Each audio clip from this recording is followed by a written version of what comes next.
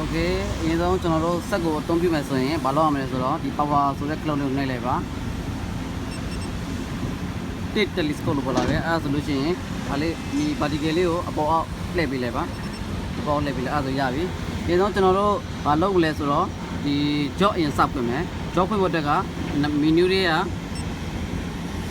number 1 job number 1ကိုနှိပ်ပါအဲ့ဒီမှာကျွန်တော်တို့ကcreate ရှိ delete ရှိတယ် control ရှိတယ်ကျွန်တော်အရင်ဆုံး create လုပ်မယ် create ဆိုရင် ms 1ကိုနှိပ်ပါ create အမှကိုပေးခြင်းတဲ့ job ကိုပြီးလို့ရပါတယ်ဒီပြီးလို့ရှိရင်ကျွန်တော်နှိပ်ပြီးတော့လည်း enter နှိပ်ပါဒီ setting ထဲမှာဒီ setting ထဲမှာဘာလုပ်လို့ရလဲဒီ setting ထဲမှာကျတော့ဒီ scale factor တွေပါထည့်လို့ရပါတော့ပုံမှန်တော့ကျွန်တော်1ပဲထားတယ်ကျွန်တော်တို့ကဒီ job နာမည်name ပေးပြီးသွားပြီဆိုတာ ਨੇ ဒီ enter ပဲနှိပ်ပါအဲ့ဒါလေးက creating job ဖြစ်သွားပြီ okay ဒီ job အသစ်ထဲမှာဒီ menu တွေကိုနှိပ်ပါ menu တွေနှိပ်ပြီးတော့ number 1ကိုနှိပ်ပါဒီ job အသစ်ထဲမှာ data မှမရှိပါဘူး data မှမရှိအရင်ဆုံးကျွန်တော်တို့ data ထည့်ကျင်တယ်ဆိုလို့ရှိရင်menu တွေကနေပြီးတော့ number 4ဆိုတာရှိတယ် number 4 data number 4 data တွေကနေပြီးတော့ကျွန်တော်တို့ဒီ HYZ data တွေကိုနှိပ်ပါ HYZ data ထဲမှာ no data press any key ဆိုတစ်ခုနှိပ်လိုက်ပါရပါတယ်အဲ့မှာကျွန်တော်တို့က100ကျွန်တော် point number ပြီးလို့ရပါတယ်အဲဒီမှာ code တွေပါထည့်လို့ရပါတယ်STN ကျွန်တော် record ယူလို့ရပါပြီကျွန်တော်နှစ်ဆိုလဲနှစ်ကိုထည့်ပါ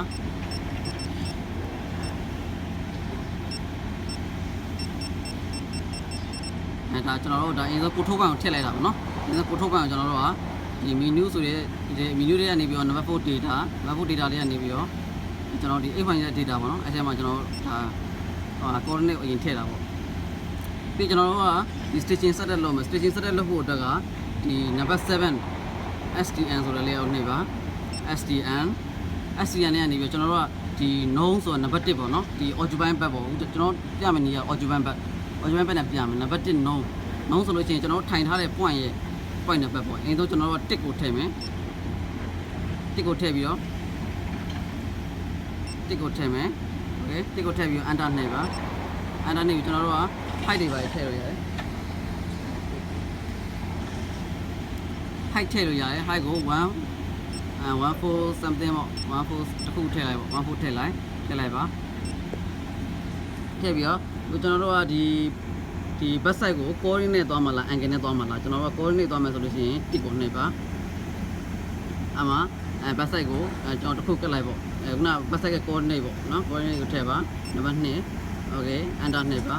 အဲ့ဒါနဲ့ back side က height ထည့်ပေါ့1442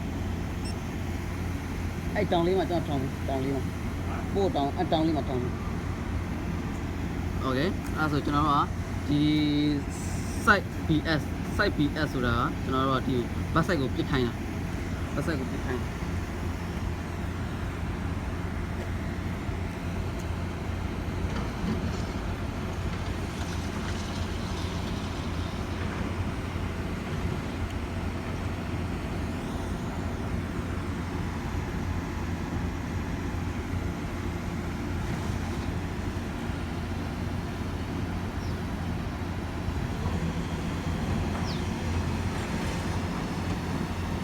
ရရင်လည်းညင်ရ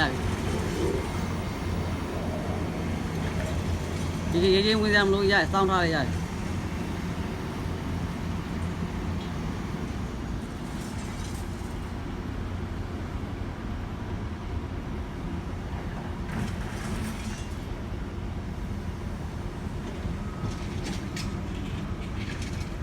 တော့ပါဆက်ဆက်ကိုချိန်နော်ရစောင်းထားလိုက်မဟုတ်လူကိုင်းစရာမလို့အောက်ကလေးချပြီးစောင်းထားလိုက်ခံဖို့ချလွတ်မကြရင်ပြီးရောရလွတ်မကြရင်ပြီးရောညချတာကျွန်တော်ပြစ်လိုက်ပါပြစ်မယ်ဆိုလို့ရှိရင်ဒီ mesh အောင်နေပါ ms1 ကိုနေပါပြီးလို့ရှိရင်ကျွန်တော်တို့ enter နှိပ်ပါသူတို့ record ယူသွားပါပြီပြီးလို့ရှိရင်ကျွန်တော်တို့ကဒီ point မှန်ပြန်စစ်ချင်တယ်ဆိုလို့ရှိရင်ကျွန်တော်တို့ SO number 8မှာရှိပါတယ် SO နှိပ်မယ် SO နေပြီးတော့နံပါတ်ခုန plus ကပွင့်နံပါတ်2နှိမ့်မယ်ပြီးရင် enter နှိမ့်မယ်ပြီးလို့ရှိရင် enter နှိမ့်မယ်ပြီးလို့ရှိရင်ကျွန်တော်ကဒီ measure နဲ့ဖြစ်လိုက်ပါအခုဒီမှာပြရဲ့ distance ကျွန်တော်ကခုန coordinate အရှုံးနဲ့ထည့်တာဆိုတော့မမှန်ဘူး coordinate ကိုတော့အဆင်ပြေလုပ်လိုက်တာအရှုံးလုပ်လိုက်တာဆိုတော့မမှန်ဘူးပုံမှန်ဆိုလို့ရှိရင်တော့ဒီမှာ9မီတာဆိုရင်9မီတာပြလိမ့်မယ်နော်ဒီမှာကျွန်တော်ကအရှုံးလုပ်လိုက်တာဆိုတော့မမှန်ဘူးပြပါတယ်အဲ့မှာဆိုလို့ရှိရင်တကယ်လို့ကြာအခုကျွန်တော်ကွန်ထရိုးပိုင်းမှားနေဆိုပါတော့မှားနေဆိုလို့ရှိရင်ဒီမှာ in out ဆိုရှင်းတော့left right ဆိုတာကဘယ်ညာပေါ့နော်ဒီ fade ကတ်ဆိုတာကြည့်တယ် fade ဆိုတာဒီအပေါ်ပေါ်အောင်ပါပေါ့နော်ကတ်ဆိုလို့ရှိရင်အောက်ကိုထောင်းအောင်အဲ့လိုမျိုးပေါ်လာတယ်ပေါ့ဒါနော်ဒါ string set တဲ့လောက်တာဒါတော့ occupant pad နီးပေါ့နော်ခုနလိုမျိုးကျွန်တော်က string set တဲ့လောက်ပြီးသွားပြီပြန်စစ်ချင်တယ်ဆိုရင်ဒီ SO နံပါတ် A ကိုနေအဲ့ဆိုနံပါတ် A ကိုနေပြီးလို့ရှိရင် number 2 HYZ number 2 HYZ နေမယ်ပြီးလို့ရှိရင်အဲ့ကောင်ရဲ့ point number 2ကိုထည့်ပါokay ဘာပဲဒီ0 second ပြီးတော့ပြန်ချက်လုံးလိုက်ရပါပြီပြီးတော့ကျွန်တော် recession ပေါ့ recession ဆိုလို့ရှိရင်ကျွန်တော်ကဒီမှာနံပါတ်2 recession နံပါတ်2ကိုနှိပ်ပါပြီးလို့ရှိရင် first point ကိုထည့်ပါ first point ထည့် enter နှိပ်ပါပြီးလို့ရှိရင်တကယ်လို့ height နဲ့3နေချင်တယ်ဆိုတော့ height ထည့်ပေးပါပြီးလို့ရှိရင်ပြစ်လိုက်ပါ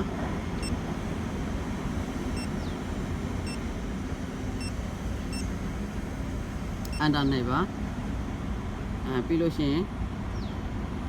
နောက်တစ်ပတ်အောင်ထည့်ပါ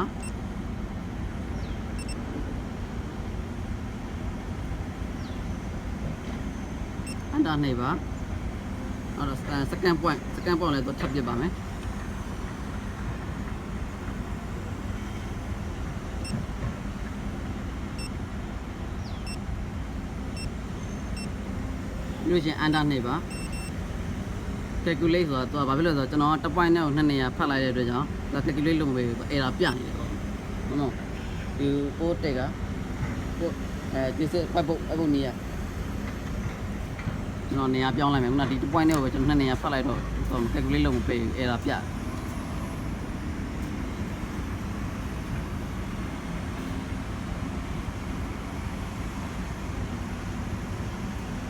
just put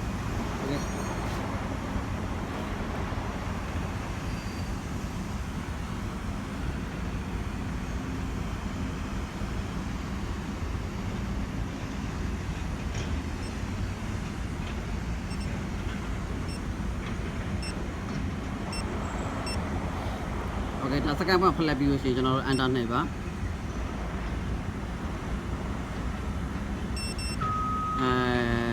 တော့ဘာဖြစ်လဲဆိုတော့ဒီ coordinate နှစ်ခုကသူ့ရဲ့ coordinate နှစ်ခုမှာ distance အရင်များနေတော့ calculate လုပ်မပေးတော့ဖြစ်နိုင်ခြေရှိတဲ့ဟာကိုကျွန်တော်ထည့်အဲဆိုတော့ထားပါတော့ကျွန်တော်ဒါ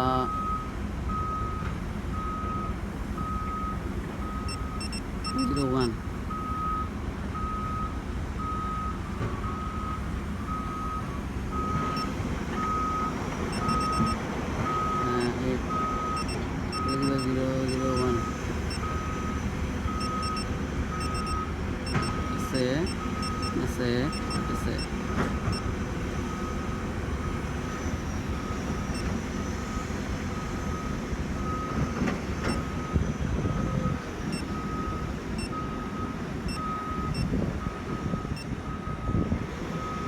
好吗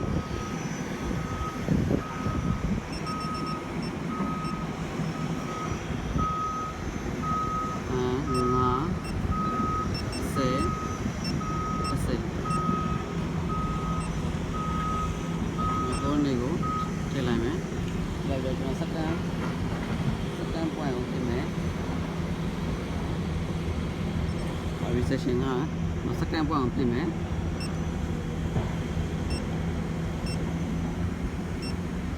ပြီးလို့ရှိရင်ကျွန်တော် enter နှိပ်လိုက်ပါ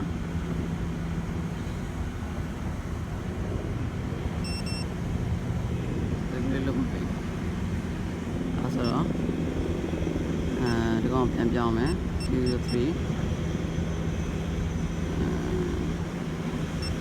30 30 15